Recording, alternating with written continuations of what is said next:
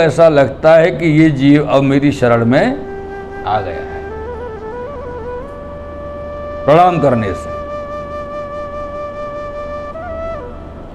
नमो नमस्ते खिलकारुणायो निष्कारुणायाद्भुतकारुणायो सर्वागमाम्नाय महार्णवायो नमो पवर्गाय परायणायो।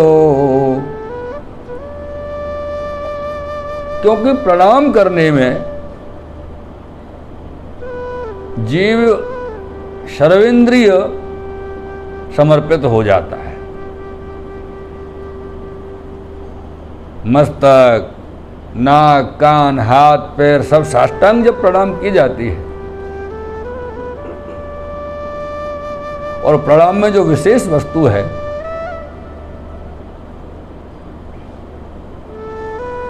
बुद्धि, ये भगवान को अर्पित हो जाती है। ये अहंकार, मद, मैं है, मेरा है, ये कहाँ से उत्पन्न होता है? बुद्धि से होता है ना।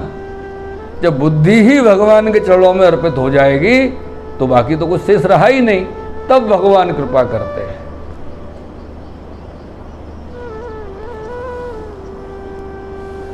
हमारे गुरुदेव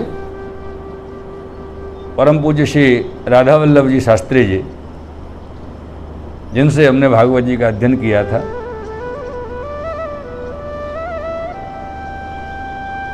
वो एक बहुत सुंदर बात कहते थे इसी प्रसंग पर। बोले ठीक है, इतना बड़ा स्तोत्र है, गजराज ने स्तुति की, वो तो गजराज था, उनको पता था कि अभी थोड़े समय तो मैं अपनी शक्ति और लगा सकता हूं, 2-5 पल, घड़ी, आधी घड़ी। लेकिन मनुष्य के पास जब मृत्यु आती है, संकट सामने आता है, तो इतना वक्त नहीं होता कि वो खड़े होकर के भगवान की स्तुति कर सके। इस पर वो कहते थे कि जीव की जो स्थिति है वो ऐसी नहीं है। इसलिए वहां पर क्या हुआ कि गजराज इतना समय नहीं ले पा रहे थे, तो बोले गो कहत गज तार्यो, गो कहत गज तार्यो और बिंदवा की रह गयो। भगवान का एक नाम है गोविंद। तो गजराज ने क्या कहा? गोविंद। लेकिन जब गोविंद भगवान का नाम लिया गजराज ने, तो गो और विंद के बीच का जो स्थान है, जो गैप है, उतने समय में ठाकुर जी ने प्रकट होकर के गजराज के प्राणों की रक्षा की। गोविंद, ऐसा श्री ठाकुर जी का स्वरूप है। भगवान पधारे और सुदर्शन चक्र से ग्राह के शिरच्छेद छेद कर दिया, गजराज के प्राण बच गए। गजराज की समझ में आ गया कि मनुष्य की अर्थात जीवात्मा की अपनी शक्ति कोई काम नहीं आती। जब संकट आता है तो उस भगवत कृपा से ही उससे निवारण किया जा सकता है, दूसरा कोई साधन नहीं है। मेरे प्रियजनों, गजराज ने भगवान को प्रणाम किया, भगवान का पूजन किया। अब पूजन में वहां कोई विशेष सामग्री थी नहीं, सरोवर पर थे, सरोवर में कमल थे, अपने सूंड से कमल लिया, भगवान के चरणों में अर्पित कर दिया, भगवान का पूजन हो गया। लेकिन यह बात यह कि भगवान तो पधारे, गजराज मुक्त हो गए, ग्राह भी मुक्त हो गए। अब एक प्रश्न ये उठता है कि ग्राह ने गजराज के पैर को क्यों पकड़ा, और दूसरा कोई प्रसंग तो ऐसा है नहीं कि जिनके पैर को ग्राह ने पकड़ लिया, इन्हीं गजराज के पैर को क्यों पकड़ा। तो यहां कहा जाता है कि ये जो ग्राह है ये एक हुहु नाम का गंधर्व है। इसी सरोवर पर एक समय देवल ऋषि स्नान कर रहे थे और स्नान करके अपने सूर्य को अर्घ्य दे रहे थे। इधर ये गंधर्व, इसके मन में मजाक आई। कभी कभी नहीं अपन मजाक कर लेते हैं, धोखा कर किसी को चमका देते हैं अचानक से। कभी कभी तो हंसी में टल जाती है और कभी कभी भारी पड़ जाती है। ऐसी मजाक धोखे से करने वाली एक गंधर्व को भारी पड़ गई। गंधर्व ने क्या किया कि जब देवल ऋषि भगवान सूर्य को अर्घ्य दे रहे थे सरोवर में खड़े हुए, उसी वक्त ये जल के अंदर आया और ऋषि का पैर पकड़ के जल में खींच ले गया। तो ऋषि को लगा कोई ग्रह होगा, बेचारे को भूख लगी है, मुझे खाना चाहता है, खा जाए। लेकिन मध्य सरोवर में ले जा करके, एकदम बीचों बीच में ले जा करके पैर छोड़ दिया। अब ये तो ग्रह थोड़ी था, इसको तो मजाक करनी थी, ऋषि से हंसी करनी थी।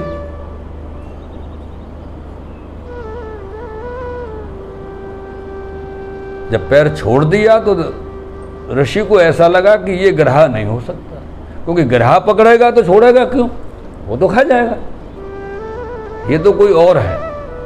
ऋषि ने कहा कि भाई तुम जो भी हो बाहर आ जाओ। ये हंसता हुआ बाहर आ गया। बोले महाराज कैसा आनंद आया, पैर पकड़े खींच के लाया, डर गए ना आप हैं जल के भीतर। ऋषि ने कहा अभी नहीं आया आनंद, अब आएगा। जल लिया हाथ में और बोले तूने ग्रह का कार्य किया, ग्रह हो जा। अब आया आनंद, क्योंकि ब्राह्मण, संत, ऋषि, महर्षि ये ऐसे स्वरूप होते हैं कि जब तक आपकी बात का इनको बुरा नहीं लग रहा तब तक ठीक है, लेकिन जिस वक्त बुरा लगा और इनको कुछ मन में क्षोभ हुआ और ये कब शाप दे देंगे और क्या देंगे, शायद कोई राजा भी ऐसी सजा नहीं दे सकता जो ऋषि मुनि दे सकते हैं, और देते आए हैं। तो ये देवल ऋषि के चरणों में पड़ गए। बोले महाराज मुझसे भूल हो गई, गलती हो गई, मुझे क्षमा कर दो। अच्छा, ऋषियों में एक विशेषता होती है, क्रोध आता है शाप दे देते हैं, जब कोई माफी मांग लेता है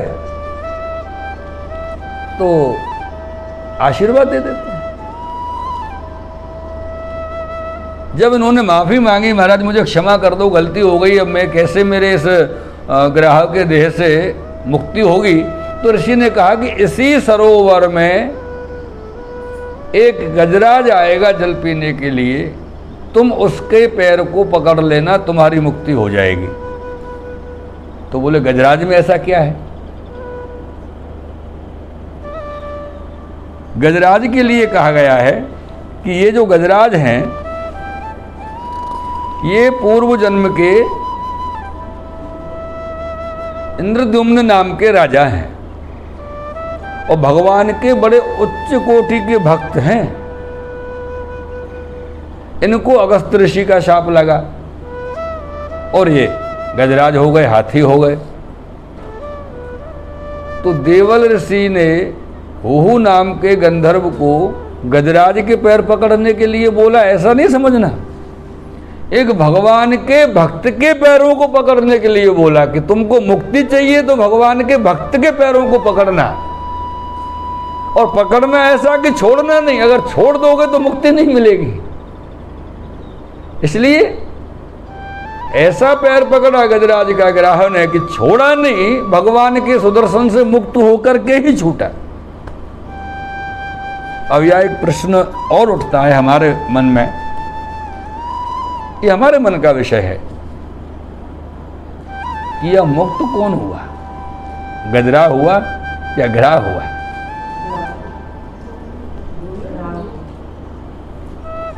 संकट से मुक्ति तो गजराज की हो गई, लेकिन जीवन मुक्ति ग्रह को मिली।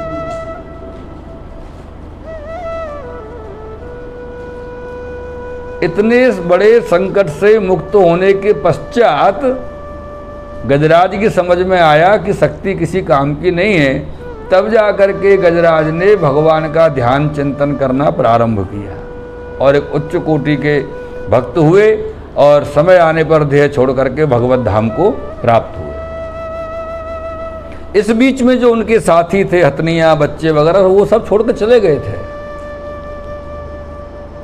ध्यान रखिएगा, कोई विरले ही ऐसे होते हैं जो संकट में साथ देते हैं, बाकी तो सुख के सब साथी, दुख में न कोई। सुख है तब तक सब साथ देते हैं, बाकी दुख आने पर साथ छोड़ जाते हैं। इसका अर्थ है कि वो लोग साथी हैं ही नहीं, वो तो सिर्फ दिखावे के साथ चलने वाले लोग हैं। संकट आया, दूर खड़े हो गए।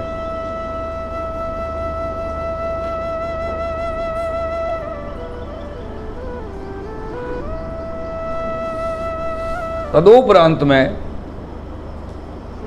ये जो गजराज और ग्रह का प्रसंग आपने श्रवण किया, ये भक्त और भगवान का ऐसा प्रसंग है कि इस प्रसंग को श्रवण करने के पश्चात में जीव की समझ में ये आता है कि हमारा जो मुख्य उद्देश्य होना चाहिए, लक्ष्य होना चाहिए, मंजिल होनी चाहिए, वो एकमात्र भगवत शरणागति है।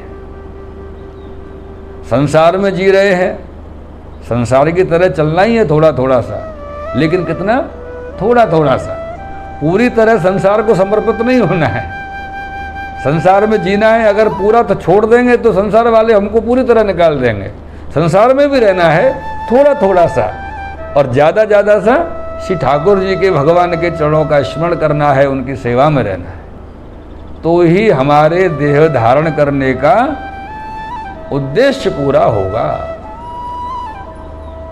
अगर हमने भगवत सेवा अपने जीवन में नहीं की, भगवत सेवा हमसे नहीं बनी और मौज मस्ती में जीवन निकल गया, खाओ पियो मौज उड़ाओ, होटल में जाओ, 10 दिन पुरानी बासी दाल को फ्रिज में से निकाल के और छौंका लगा के और गरम गरम उसको चाटो, और फिर बीमार हो जाओ तो डॉक्टर पर जाओ, दवाई खाओ और मज़ा आ गया। ये समझ में नहीं आया मज़ा आया कहाँ से? इससे अच्छा तो घर पे बना लेते, ताज़ा दाल चावल ठाकुर जी को अरोग आके पाते प्रसादी, तो कम से कम ताज़ा तो मिलती।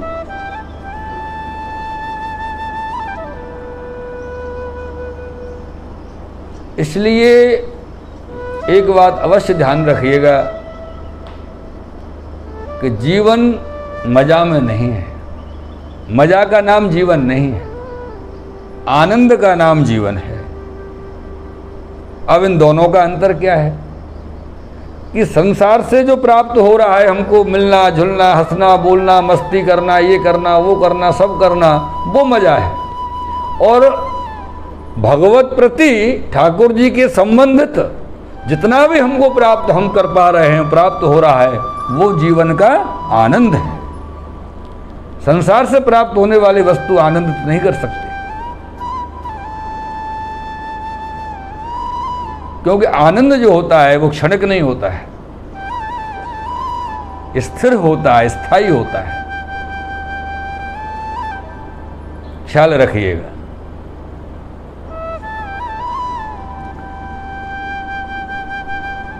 श्री गिरिराज धरण की